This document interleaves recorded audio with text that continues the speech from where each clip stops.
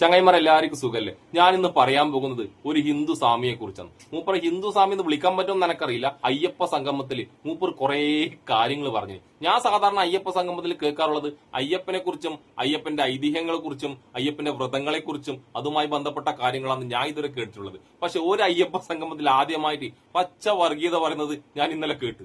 ഈ സ്വാമിന്റെ പേരെന്താണെന്ന് വെച്ചാല് ഇനി സംഖ്യകൾ വിവരിക്കേണ്ട, ഞാൻ കളിയാക്കുന്നതെന്ന് അനക്ക് ഓർമ്മിച്ചെടുക്കാൻ പറ്റുന്നില്ല. അതുകൊണ്ട് ഞാൻ നോക്കി വായിക്കട്ടാ.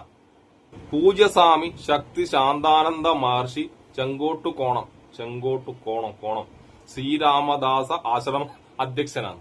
ഇനി സംഖ്യകളെ കളിയാക്കട്ട. നിങ്ങൾക്കായാലും ഈ സ്വാമിയുടെ പേര് ബഹിയാട്ടായിട്ട് പറയാൻ കഴിയില്ല. ഇയാള് പറയുന്നത് കേൾക്കുന്ന ഒരു ഹിന്ദുവിനും ഇയാളെ സ്വാമിയായിട്ടോ അല്ലെങ്കിൽ സന്യാസിയായിട്ടോ അംഗീകരിക്കാനേ കഴിയില്ല. അതായത് ഹിന്ദുവായ ഭക്തന് ഒരിക്കലും ഇയാളൊരു ഹിന്ദു സന്യാസിയായിട്ട് അംഗീകരിക്കാനേ കഴിയില്ല. നമുക്ക് എന്തായാലും മൂപ്പറ പ്രഭാഷണം എന്നൊന്നും പറയില്ല, പ്രസംഗം കേട്ടിട്ട് വന്നാലോ? ബാ. ഹിന്ദുക്കൾ എന്നാണോ ഇവിടെ ന്യൂനപക്ഷമായി മാറുന്നത്, ഈ ഭാരതം മുസ്ലിം രാഷ്ട്രമായി മാറും, അത് ബംഗ്ലാദേശായി മാറും, യാതൊരു സംശയവുമില്ല.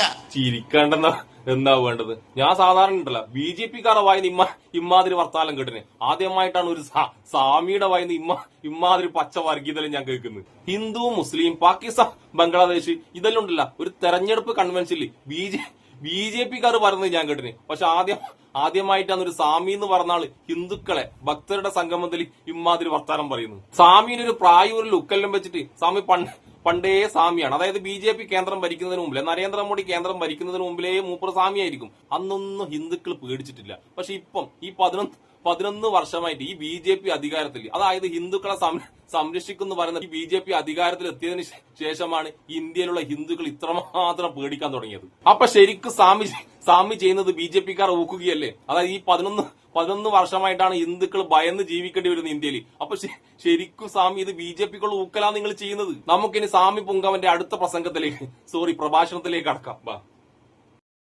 കാശ്മീരിലെ ഹിന്ദുവിന് ഓടിവരാൻ ഭാരതത്തിൽ മറ്റു സംസ്ഥാനങ്ങൾ ഉണ്ടായിരുന്നു. അതുപോലെ പാകിസ്ഥാനിലും ബംഗ്ലാദേശിലുമുള്ള ഹിന്ദുവിന് വരാൻ ഭാരതം ഇവിടെയുണ്ട്. എന്റെ സ്വാമി പാകിസ്ഥാനിലും ബംഗ്ലാദേശിലും ഹിന്ദുക്കൾ ഇങ്ങോട്ട് ഓടി വരാൻ തയ്യാറായി നിൽക്കുന്നത് നിങ്ങളോട് ആരാ പറഞ്ഞേ? ആരാ നിങ്ങളോട് ഈ കള്ളത്തരെല്ലാം പറഞ്ഞത്? പിന്നെ സ്വാമിക്കറിയില്ലെങ്കിൽ ഒരു സത്യം, ഒരു നഗ്നമായ സത്യം ഞാൻ തുറന്നു പറഞ്ഞുതരാം. ബംഗ്ലാദേശ് T20, അതായത് 2020 ക്രിക്കറ്റിന്റെ ബംഗ്ലാദേശിന്റെ നായകൻ ഒരു ഹിന്ദുവാണ്, ലിട്ടൺ ദാസ്.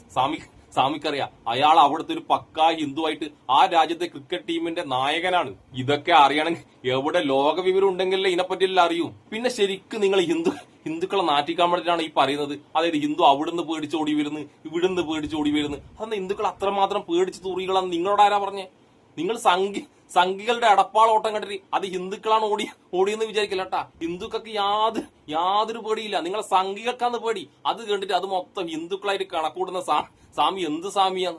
അതുകൊണ്ട് സ്വാമി വേണമെങ്കിൽ സംഘികൾ പേടിച്ച് ജീവിക്കുന്നു പറഞ്ഞു, ഹിന്ദുക്കൾ ഇന്ത്യയിൽ പേടിച്ച് ജീവിക്കുന്നു പറയില്ലാട്ടാ. ഇനി നമുക്ക് സ്വാമിയുടെ നെക്സ്റ്റ് പ്രസംഗത്തിലേക്ക് കടക്കാം. ബാ. പക്ഷേ ഭാരതത്തിലെ ഹിന്ദു ന്യൂനപക്ഷമായി ഈ രാഷ്ട്രം മുസ്ലിം രാഷ്ട്രമായി പ്രഖ്യാപിക്കപ്പെട്ടാൽ ഇവിടുത്തെ കമ്മ്യൂണിസ്റ്റ് ഹിന്ദു എവിടെ പോകും? ഇവിടുത്തെ കോൺഗ്രസ് ഹിന്ദു എവിടെ പോകും? ഇവിടുത്തെ ഇടതിനും വലതിനും അവന്റെ മക്കൾക്കും പോകുവാൻ ഈ ലോകത്തൊരു രാജ്യവും ഉണ്ടാവില്ല. അവന് കാലുകുത്തുവാൻ ഒരു തരി മണ്ണുണ്ടാവില്ല. ഇത് ആലോചിച്ചിട്ട് വേണം ഇവിടെ രാഷ്ട്രീയം കളിക്കുവാൻ. ഇപ്പം മനസ്സിലായല്ല സ്വാമി സംഘിയേ അല്ലെന്ന്. എന്റെ പൂജ്യസ്വാമി, നിങ്ങൾ എന്ത് അടിസ്ഥാനത്തിലാണ് CPM ഹിന്ദു, കോൺഗ്രസ് ഹിന്ദു എന്നെല്ലാം പറയുന്നത്? നിങ്ങൾ എന്ത് അടിസ്ഥാനത്തിലാണ് ഇമാരി വൃത്തിയട്ട വർത്താനം പറയുന്നത്? നിങ്ങളൊരു ഹിന്ദുവിനെ അവന്റെ നിലപാടിന്റെ കാര്യത്തിലാണോ അവൻ എന്ത് ഹിന്ദുവാണ് തീരുമാനിക്കുന്നത്? അങ്ങനെ തീരുമാനിക്കാൻ വേണ്ടിട്ട് ഏത് ഹിന്ദുവാണ് നിങ്ങൾക്ക് അധികാരം തന്നിട്ടുള്ളത്?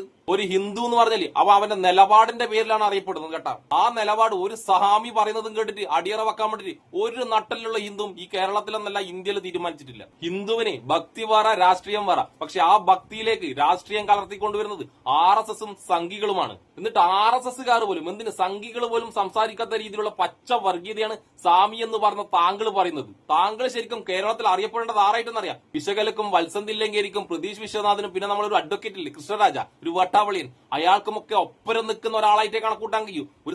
ഒരു സ്വാമിയായിട്ട് ഒരു ഹിന്ദുവും താങ്കളെ കണക്കൂട്ടില്ല. വിഷകലയുടെയൊക്കെ വിഷത്തിന്റെ ഒപ്പരം നിൽക്കുന്ന അതേ വിഷമുള്ള ഒരാളായിട്ട് മാത്രമേ താങ്കളുടെ ഈ പ്രഭാഷണമല്ല പ്രസംഗം കേൾക്കുമ്പോൾ ഹിന്ദുവിന് മനസ്സിലാകൂ. കേരളത്തിൽ നിങ്ങൾ പറഞ്ഞ ലെവലിലാണെങ്കിൽ CPM-കാരനായ ഹിന്ദു ഭരിച്ചിട്ടും കോൺഗ്രസ്സുകാരനായ ഹിന്ദു ഭരിച്ചിട്ടും ക്രൈസ്തവം ഭരിച്ചിട്ടും മുസ്ലിം ഭരിച്ചിട്ടും ഹിന്ദുവിന് യാതൊരു പോറലും ഏറ്റിട്ടില്ല. ഹിന്ദു ഇവിടെ തകർന്നിട്ടില്ല. ഹിന്ദു വളരെ സന്തോഷത്തോടു കൂടിയാണ് കേരളത്തിൽ താമസിക്കുന്നത്. പക്ഷെ നിങ്ങൾ വാദിക്കുന്ന BJP-കാരെങ്ങാനും കേരളത്തിൽ വന്നിട്ടുണ്ടെങ്കിൽ അന്ന് ഹിന്ദുവിന്റെ സമാധാനവും സന്തോഷവും ഒക്കെ തീരും. ഹിന്ദുവിന്റെ മാത്രമല്ല ക്രൈസ്തവന്റെയും തീരും, മുസ്ലിമിന്റെയും തീരും. അതിനു വേണ്ടിയിട്ടാണ് ഒരു സ്വാമി എന്ന ലേവലിൽ ഹിന്ദുക്കളുടെ പരിപാടിയിൽ വെച്ച് ഹിന്ദുക്കൾ അപമാനിക്കുന്ന രീതിയിൽ, സ്വാമിമാർ അപമാനിക്കുന്ന രീതിയിൽ ഇമാതിരി വർത്താനം പറയുന്നത്.